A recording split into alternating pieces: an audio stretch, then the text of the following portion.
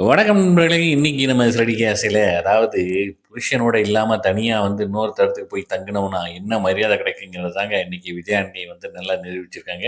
சரி வாங்க பார்க்கலாம். நம்ம சிந்தாமணி வந்து ரோஹிணி வந்து எப்படியாவது மனோஜோட சேரப்பாரு அப்படிங்கிறாப்புல. இந்த பக்கம் நம்ம ரவி, ஸ்ருதி, அப்புறம் முத்து, மீனா எல்லாரும் வந்து பேசிக்கிறாங்க.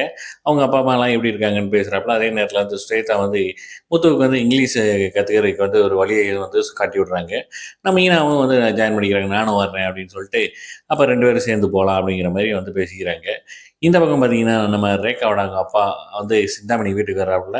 வாங்க வான்னு வரவேத்து, என்ன அப்படின்னு பார்த்தா, அவ வந்து வர்றதுக்கு ரெடியா இருக்கா.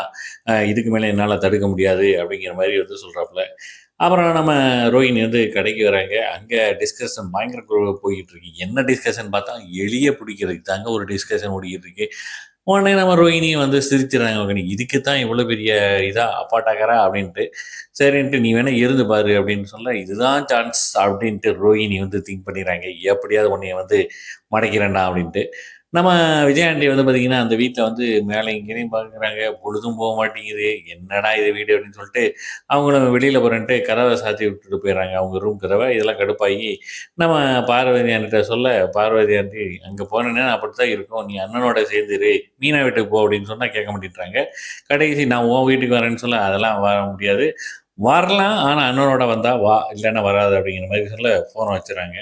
இந்த பக்கம் பார்த்தீங்கன்னா, நம்ம முத்து, மீனா வந்து கேட்ட, ஒரு கணவனுக்கே உரிய அந்த சண்டை வந்து காட்டுறாங்க. சும்மா ஒரு விளையாட்டு சண்டை.